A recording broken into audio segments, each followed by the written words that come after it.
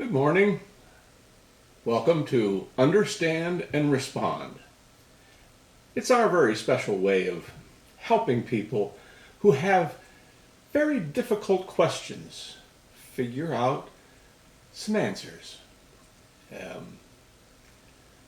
Today, we'd ask you to pour a second cup of coffee and sit down and listen to a conversation we're going to start about where is God when life just isn't fair? It's appropriate to ask that kind of question because today is September 11th, the day we remember what happened when very many good people lost their lives in a terrorist event. They didn't have it coming. For them and for many of those who survived the event and have had to live with the consequences afterwards, life simply wasn't fair. That day, in that event, life wasn't fair. Life wasn't fair for the pilots in the planes that were hijacked. Life wasn't fair for the passengers that were incinerated in balls of burning aviation fuel. Life wasn't fair for those who even stood up and protected the world from even more disaster when they decided to stop the hijacking in Pennsylvania. The Pentagon, every one of those stories is a story of how life wasn't fair. And the question I've been listening to on so many different levels, where's God in all of this? How can we talk about a loving, merciful Father in heaven when terrible things happen to nice people, faithful people, and it just doesn't seem right. It doesn't seem fair. Where's the God in all of that? I've been reading a lot of books and trying to get a handle on how people see this thing. I'll just give you two quick examples. Billy Crystal wrote the book Still Fooling Them, and woven through his entire autobiographical sketches that he's done of himself, he's asking the question on a repeated basis, never really gets an answer. How could there be a God when so many terrible, unjust things happen? Samuel Clemens, we know him better as Mark Twain, wrote a massive autobiography. It was one of his major themes. How can there be a God? And he was a very aware person. I mean, he had a very keen awareness of God's presence. But he never really got a hold of an answer for where is God in all of this terrible stuff that happens. You go back into the Old Testament, it's been around since the very beginning. To be honest with you, every living creature that we know of that has a sense of it recognizes if life is being fair with them or not. And they do experiments with all kinds of animals. And if in two cages sitting side by side, one is being fed and one is being starved, there's a tremendous anxiety because of the unfairness. Okay, where is God in all of that? Those people, those firefighters, those policemen, those first responders in the military, they should have been rewarded, honored, not memorialized in funeral processions, but they should have been patted on the back and congratulated for doing a good job of going in there and helping, doing what they could. That was all taken away when the towers collapsed and everything turned chaotic. But good works, good efforts, good loving, self-sacrificial efforts should be rewarded. That's what's fair about life. That would be if life was operating as it should be according to our definitions of fairness and justice. The problem is, as you go back through history, life has been a lot more unfair than it's been fair. So how do you correlate all of that? How do you make sense of it?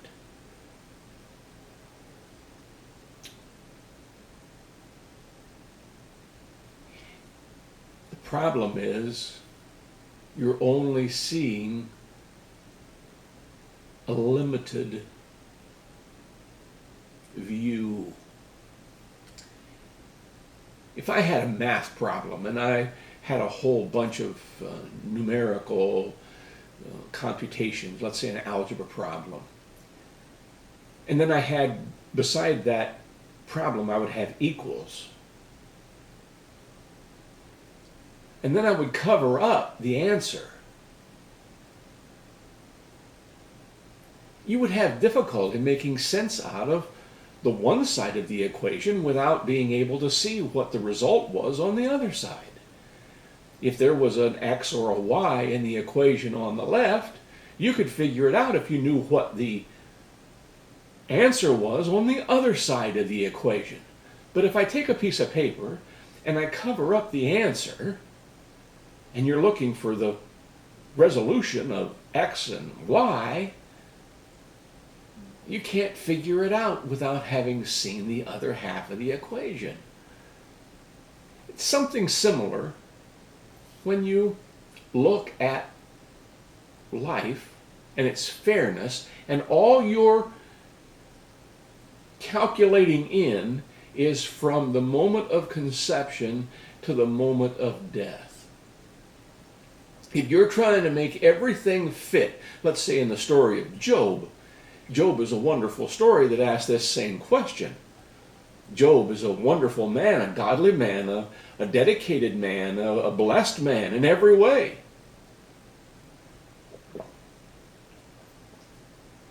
And then suddenly, all of his blessings go away.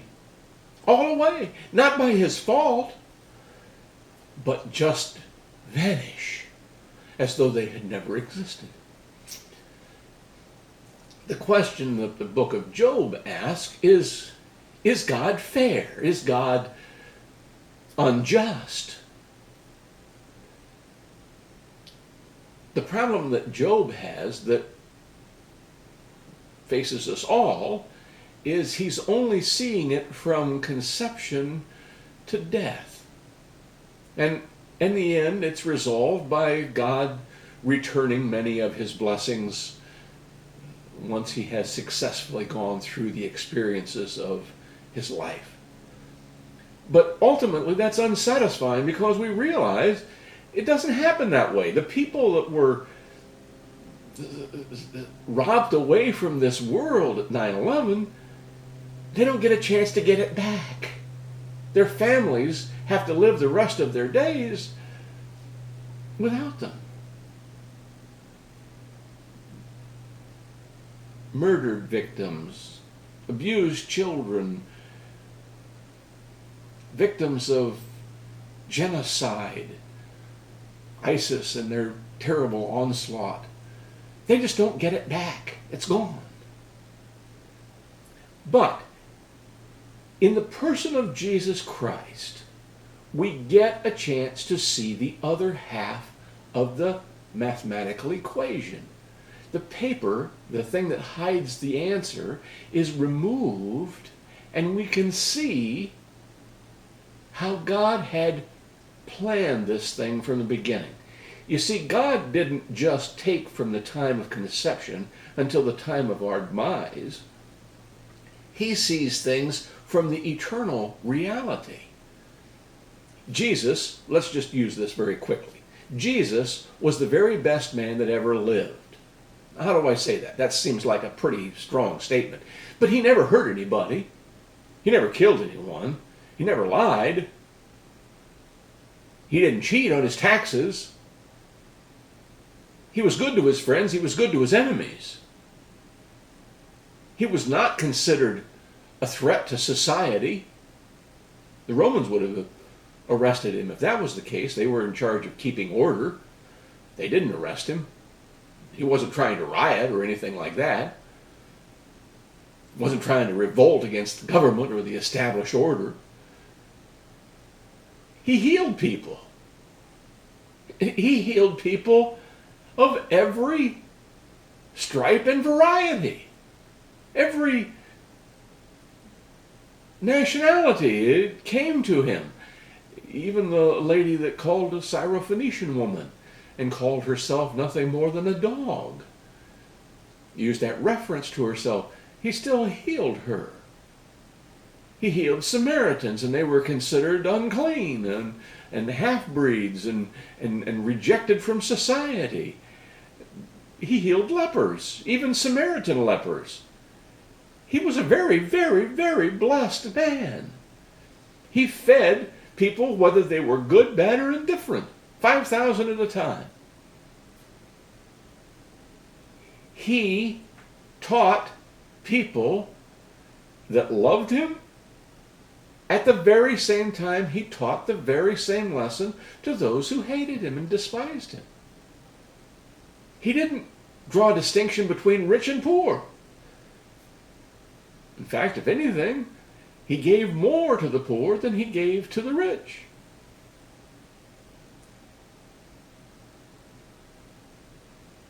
If anyone said, who should be rewarded? This is a man who should be rewarded, recognized, honored, a big brass plaque. Maybe something he could wear on his cloak, saying, this is an honored person. If anybody should get a medal for running into the Twin Towers on 9/11, it would be the firefighters. But they were still only just human beings, and Jesus was even more awesome than that. Even loving and forgiving a thief that was on the cross next to him at the time of his death. Think about it. He is dying himself, and he makes a way, he makes a gift of mercy to someone who's dying right alongside of him. He was a good man. So how could you explain beaten to a pulp? I mean, literally. I mean, if he hadn't been so young, if he hadn't been so healthy, if he hadn't been so filled with life, the beating would have killed him. I mean, he was beaten by the Sanhedrin Council and their agents during the trial. He was beaten by the soldiers, the Game of the Kings. He was beaten with the flog with 39 lashes. He was forced to carry the cross, his own instrument of destruction, all the way from the fortress of Antonia up to Golgotha. If the person of Jesus hadn't been so strong,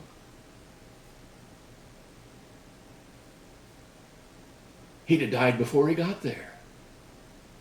But as it was, they nailed him to the cross, and he hung there for 3 additional hours under the ridicule and the berating that was going on all around him. Humiliating, nasty stuff. He didn't have it coming. Any more than good people deserve to get a diagnosis of cancer, or struck down with heart attacks and strokes, any more than an infant would be snuffed out by a mother who can't face the reality of having another child. They didn't deserve it. How do we understand what Here's the key. And you can't get a hold of this any other way than through this. Jesus said this was going to happen before he went to Jerusalem. He told the disciples, even on the night of his Last Supper with them, that it was going to happen. He did it just as he had said he was going to do it. And after 3 days, he came back to life. Do you know why? He came back to prove that the other side of the equation is where the answer comes. He took away the covering. He showed that God has a plan to set everything right. Everything will be made right. We'll get the answer when God settles all of the issues. In eternity, life is a lot more complicated than just what happens from conception to our eventual death, wherever that happens. It includes eternity on both ends. God is the God of all of life and all of time. He is a God of justice. He is a God who sets the records straight. Nobody slips through. And ask the guys who have been recently released from prison after spending many years, sometimes many decades, behind bars, and all of a sudden the DNA testing comes by and they realize this was not the right person. God doesn't make mistakes like that, and he doesn't need DNA evidence to make sure he gets it right.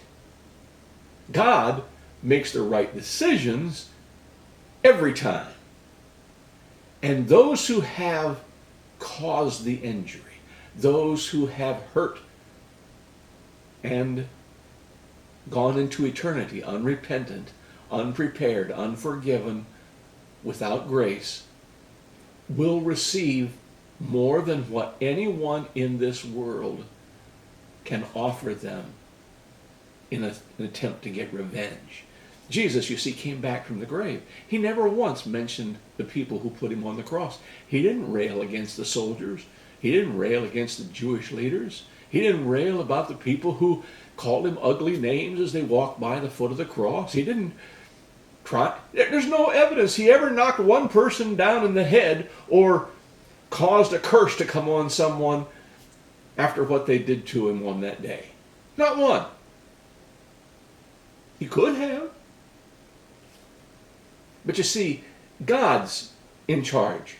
God was in charge on that day. God was in charge on 9/11. And he will make things right. Jesus said that anyone who follows me, if they give up houses, lands, family, loving relationships, if they give up their future, if they give up their lives, will all have it returned with more than what they lost. God sees. God understands. God rewards.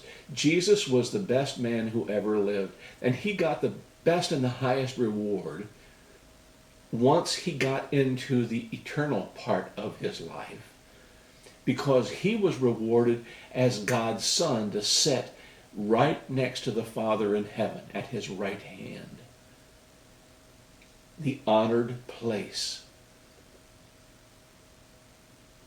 He received his reward that far outstripped what he went through on the cross. Didn't mean the cross didn't happen, didn't mean it wasn't important, didn't mean it wasn't painful, didn't mean that it didn't cause suffering, sorrow, tears, grief.